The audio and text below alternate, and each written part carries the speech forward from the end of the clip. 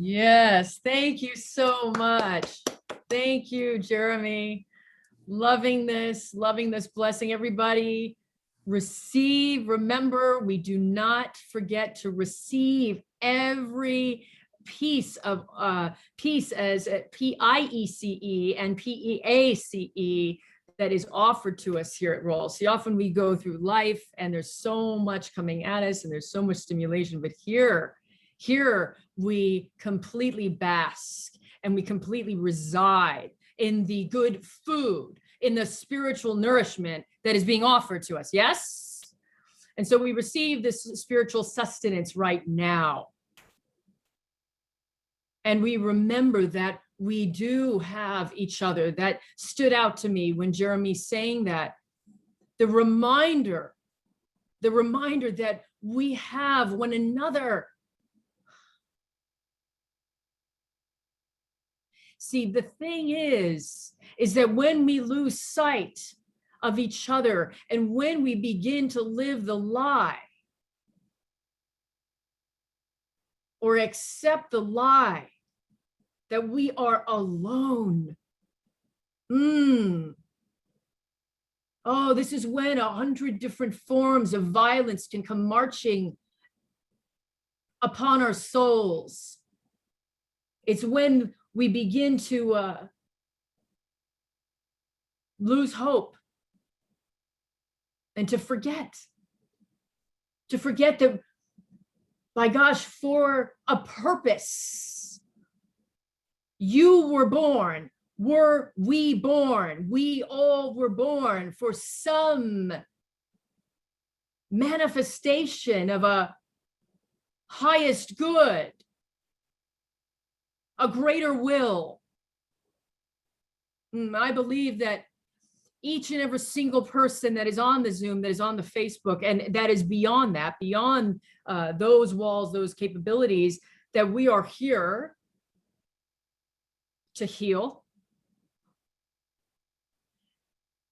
And in that, to create change.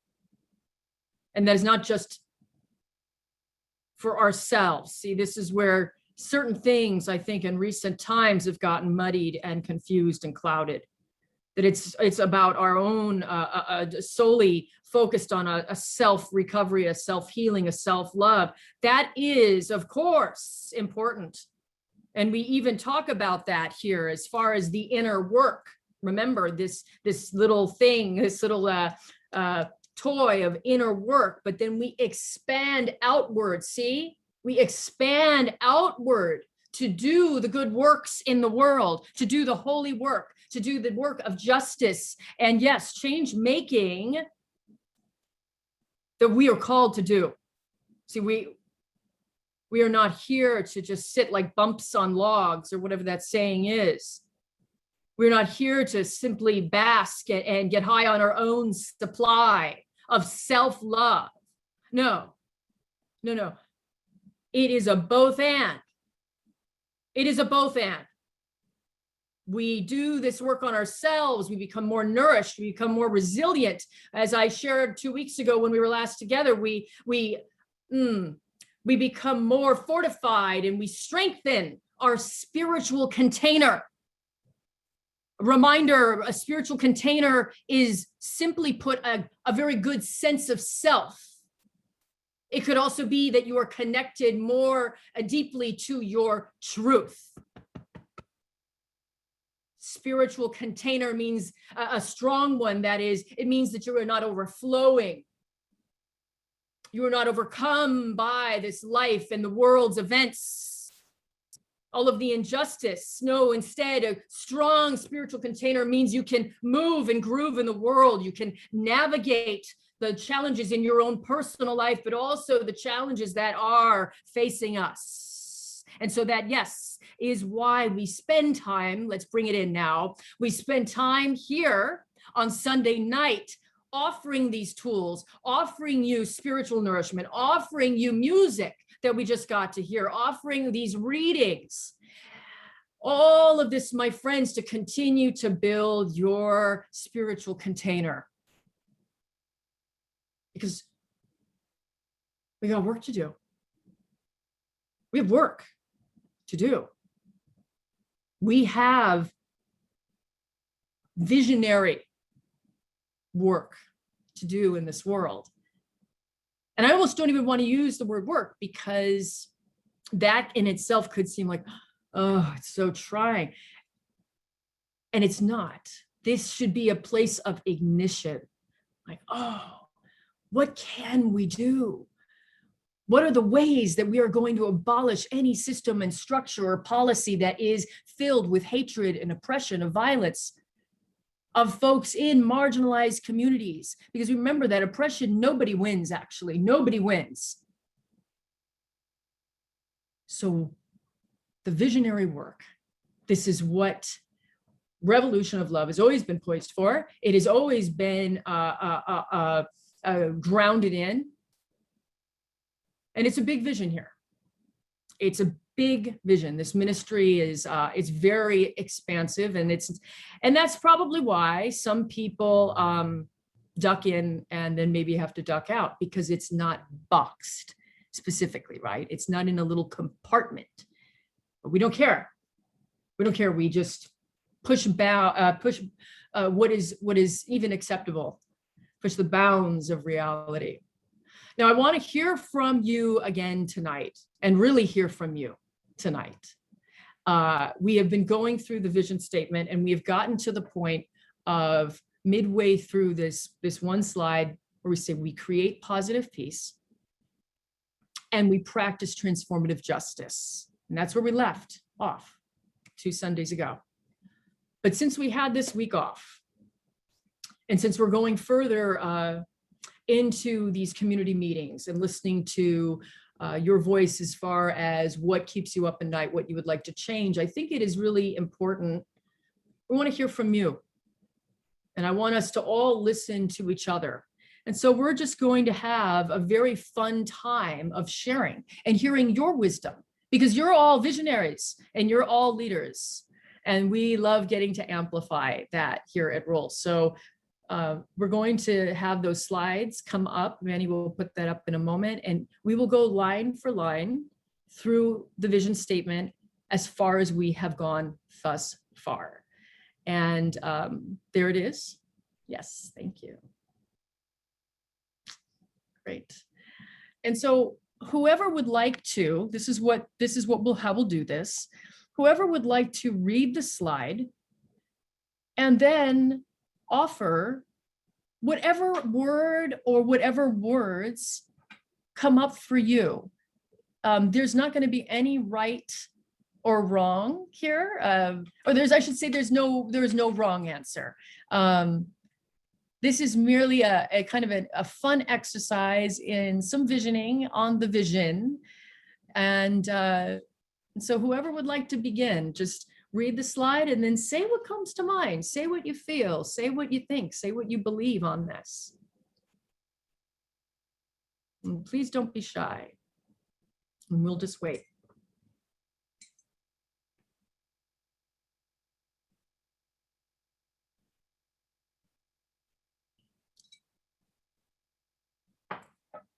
We'll wait Quaker style. Any takers? Oh, okay. Gabriella, yes. Oh, okay. All right. The Revolution of Love is a global ministry and movement of spiritual renewal and outreach dedicated to healing, transformation, and action. And so when I hear this, when I read this slide, I get very excited because of the both and, which I am also a huge fan of. And I love the word renewal. I feel like in movement work, sometimes we can get very exhausted and even burnt out. And so having intentional times of coming back and renewing our spirits, we can't give from an empty well. So that's really important, and healing for ourselves and healing for the world. There's so much of that needs to be done. And thinking of transformation, this isn't just piecemeal. I love how Reg are talking about pushing the boundaries, because that is what has to happen. Like, we need a global transformation, thinking about all these different pieces of injustice, but We know that it doesn't have to stay that way, and that's where the action comes in. And every one of us has a gift or a talent, and probably multiple ones, that we lend to this work. And so we take that dreaming, we take that healing, we take this burning desire for change, and we put into action, love in action. So those are some thoughts that come to my mind when I read this slide. Thank you so much, Gabriella. Thank you. Anyone else want to chime in here with this first line of our vision statement? What excites you? What ignites you? Yes, I see David and Margaret raise their hand. Okay, so it was Margaret, actually, which you wouldn't know, but I see this as there's a lot going on in this statement, but what it helps me connect to is that it's internal work. So it's transformation and healing and action and renewal inside of me, but it's also then community work, local work, in terms of healing and transformation and action that can happen there. And then you go even bigger than that and, talk about global healing, global transformation. So for me, it's that connecting the internal to the external to the global. I love that. Thank you. I like how you see the different layers there. Thank you, Margaret. And Taylor X, did you want to speak to this slide before we move to the next?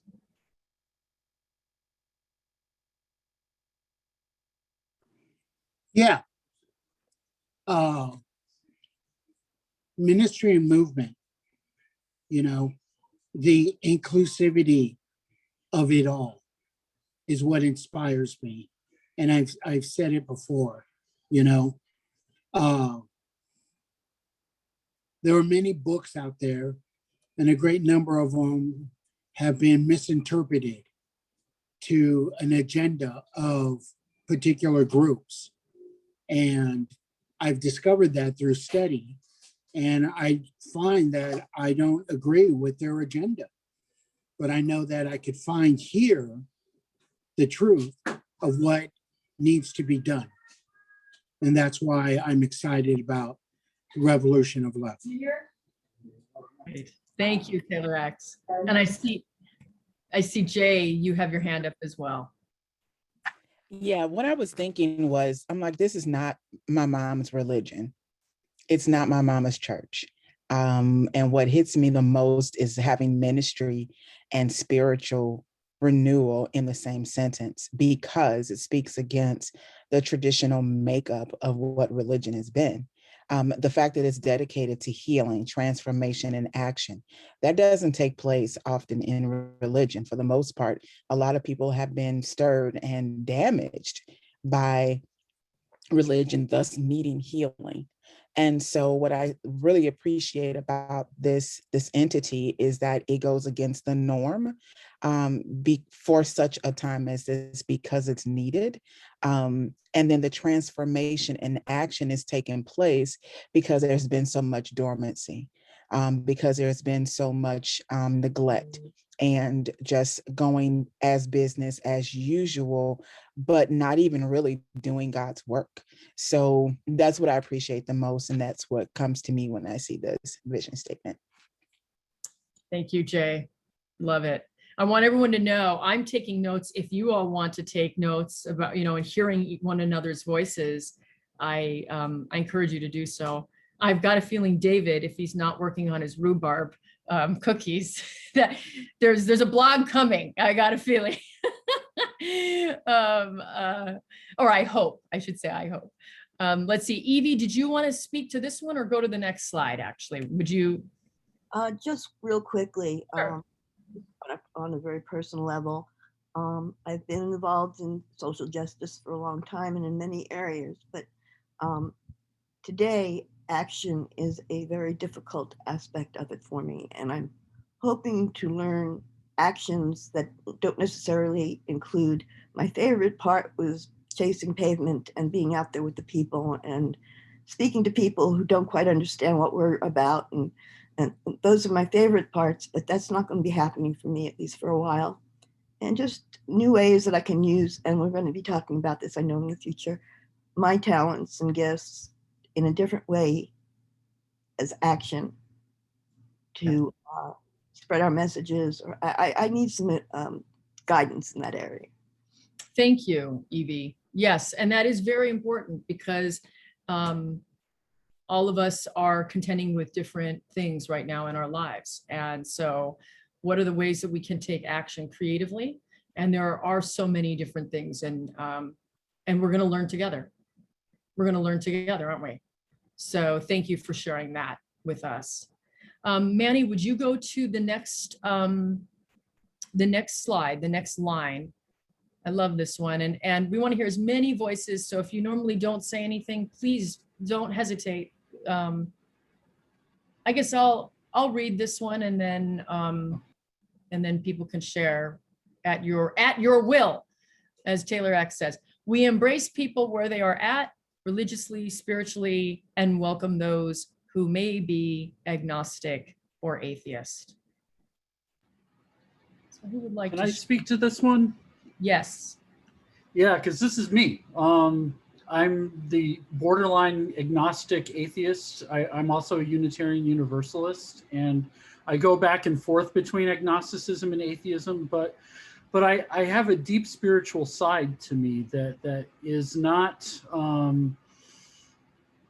it's not fulfilled by,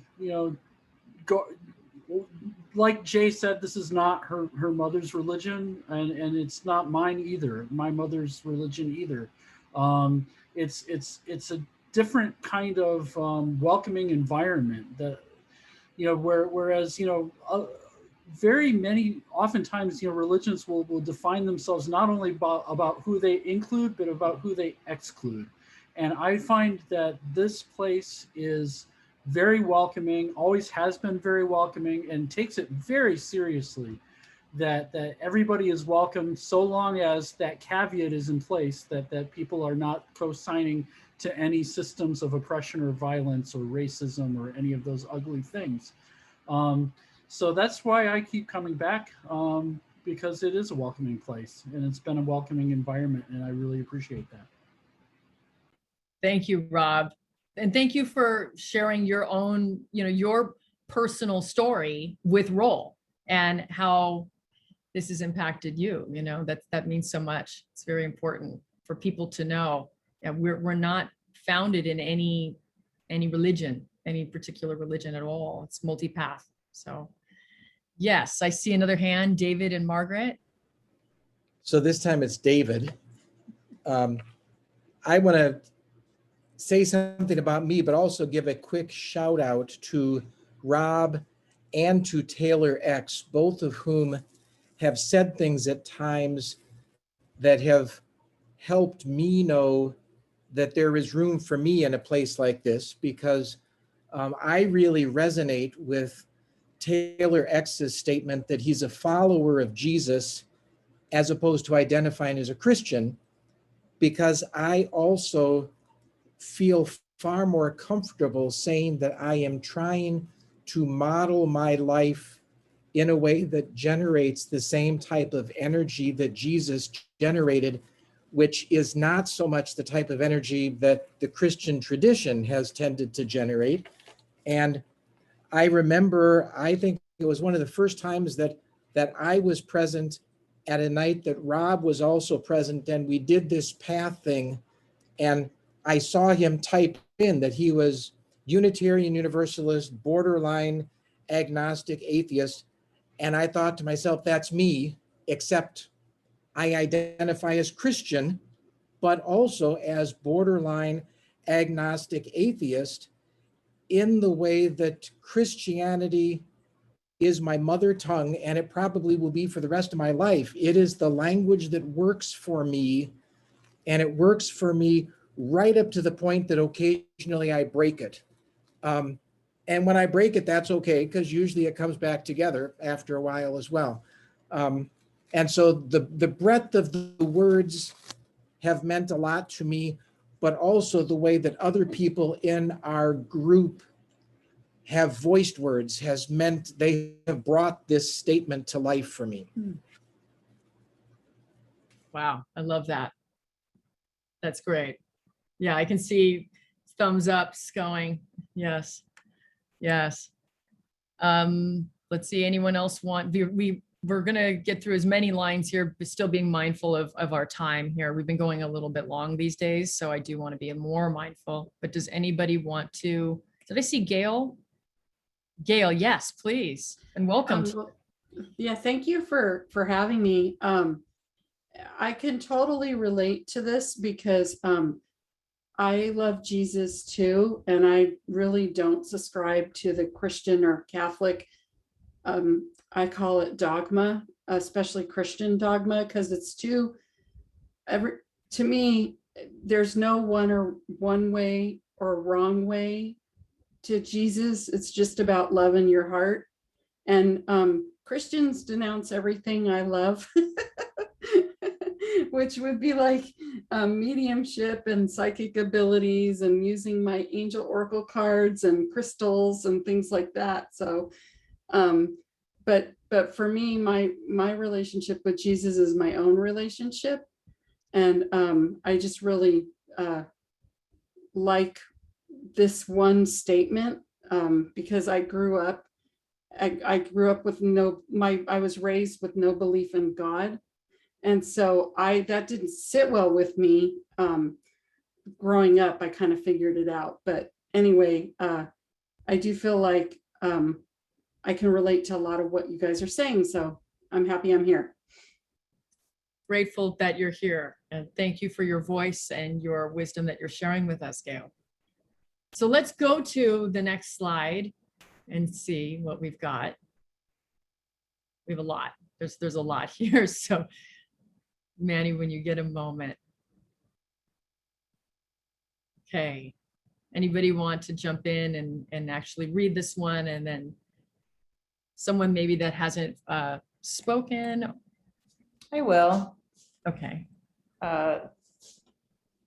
It is a vehicle for change, inspiring and motivating us to change ourselves and the world we live in. I think in every way we have that here available to us. That change is the mission, that the need for change is undeniable, and that we are reaching for that utopian change and saying that is in fact not out of our reach, and we should not even call it utopian, in my opinion,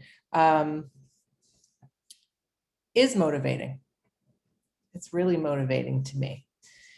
It's also not saying that you have to fit into a particular box in order to be a vehicle for change, but that you can grow as you make change. And that's the change in ourselves, as I see it, that's the change in ourselves. And as we change for the better, we change the world, moving towards that utopian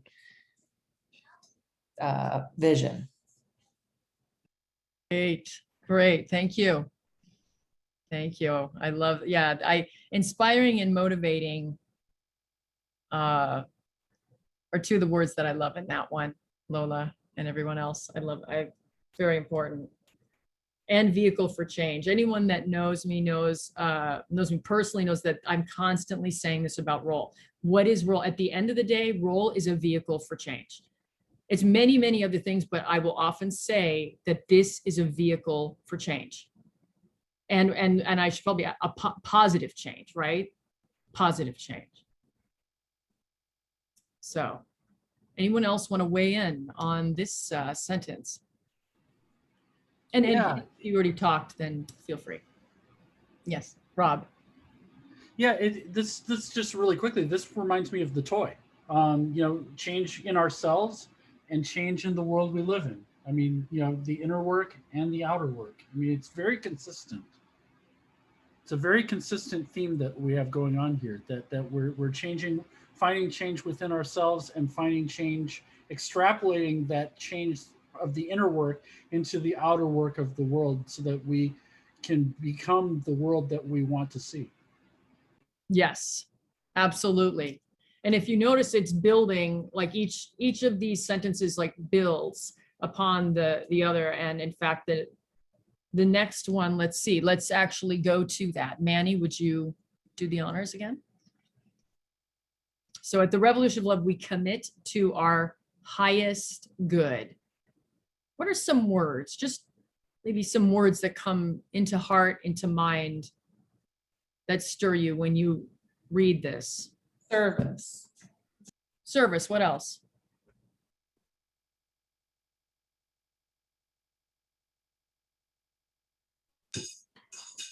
Anyone? A commitment to humanity. Commitment to humanity. Volunteerism. Volunteerism. How do you all interpret highest good? I interpret it as our highest capacity of maybe our truest self. Mm-hmm. Mm-hmm. Thank you. Our soul best self self. or essence. Gail and then Rob. Oh, our soul self or our true essence, Mm-hmm. our divine creator relationship.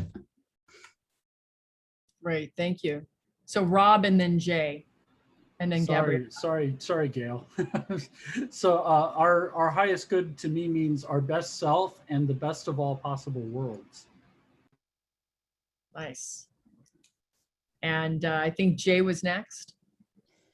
I see the highest good is from the place where initially it was a struggle to get there.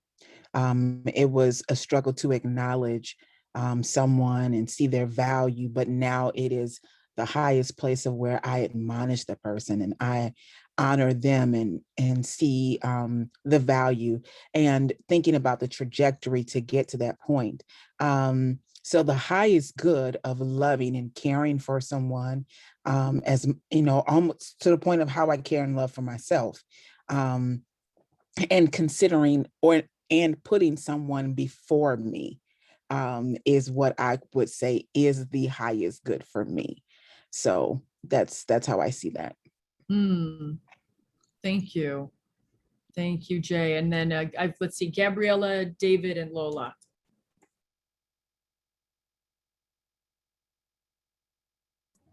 On mute. I echo what other people say, and then I also see this as like our highest collective good. So it's like, what are we striving to like? And I'm trying to think of the words to encapsulate it, but it's like breaking those boundaries. Kind of like Lola was saying, nothing should be off limits in terms of what we think about what we want for society. Like if something is a right, then everyone should have access to it, like housing, for instance. Like nobody should be without a roof over their head if that is a human right. So I kind of think of like, I also like I echo what people say about internal work, and then I also see like our highest good collectively, what are we striving for, and that nothing should be off limits there.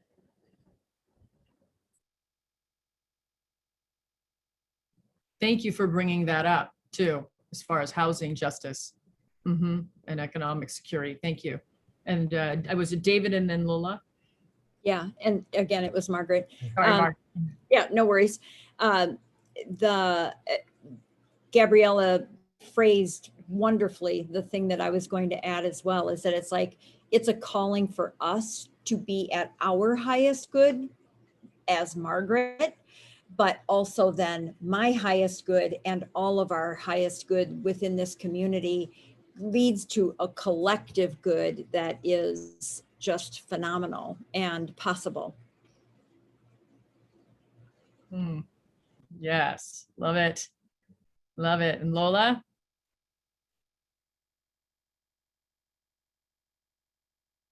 Okay, it's Ella. Go ahead. What do you think our highest good is? What does that mean to you? Share our food with the homeless and share our money with the homeless. Share our food and our money with the homeless. Thank you, Ella. Thank you for weighing in and sharing your wisdom with us. Yes. Let's see who else. We've got Taylor and then Evie. Okay, the highest good is looking inside and figuring out who I am, but also figuring out who I am not. That is what can get me to the true highest good in my existence, and what my purpose is on this planet. I didn't come here just for fun. At least I hope not. Who knows what I did in the cosmos before I got here. Anyway, that's what I think. Thank you, Reverend. Thanks, Taylor.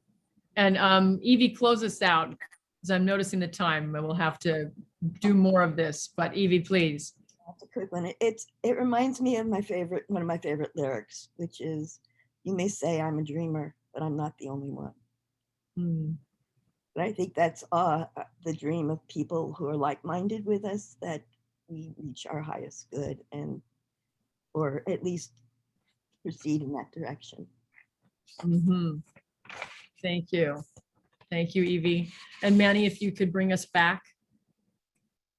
Did I miss anyone that really wanted to share? Okay.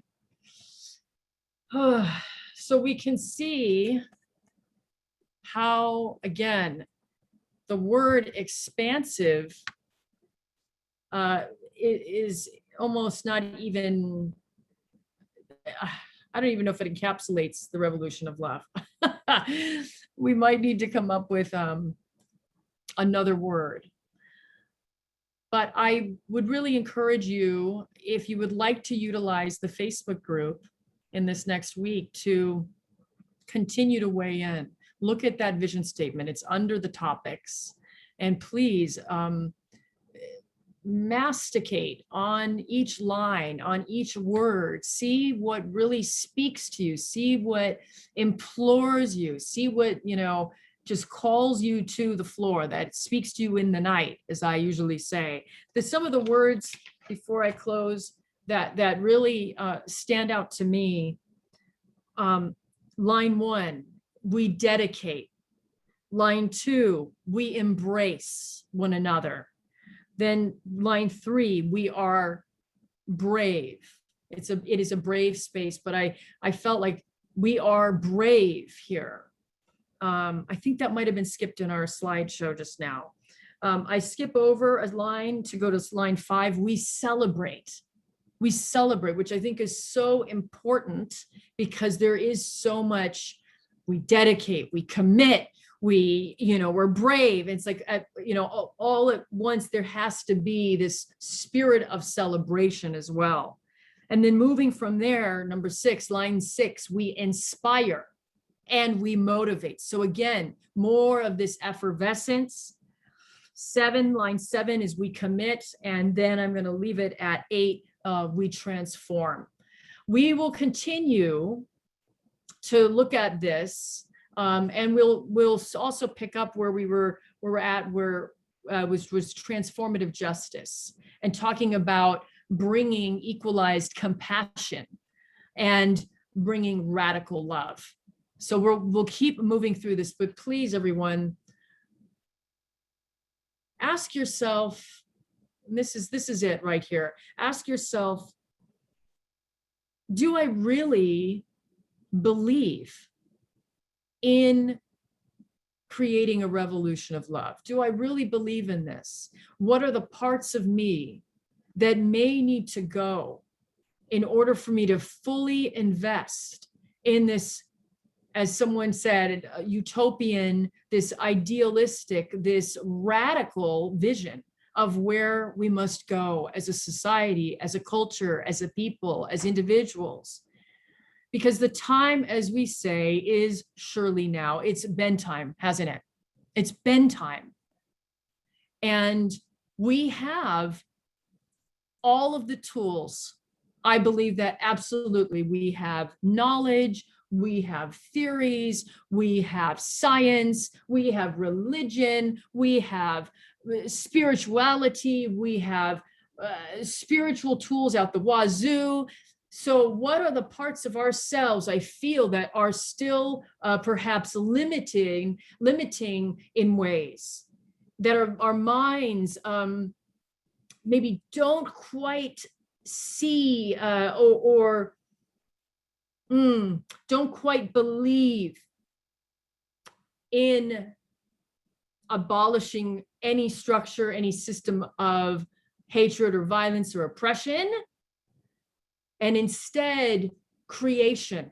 Do you know how many times we use the word create in this vision statement? Look at it. We're creators here. We're visionaries here. And so let us completely now imbibe what it means to be a creator at such a time as this. That's it. That's it. Have fun this week.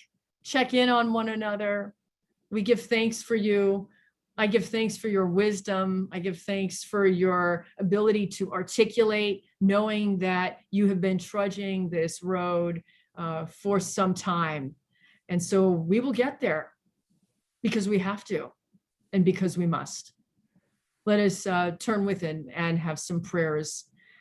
And if you'd like to pray, put those prayer requests in the chat, you can do so. And so a breath in now, please. Breathing in. And exhaling out. So it surely is the will of God that we are here, that we are alive in such a time as this. And we thank you, God. We thank you, Great Spirit. We thank you, Holy One, for being with us, for being us,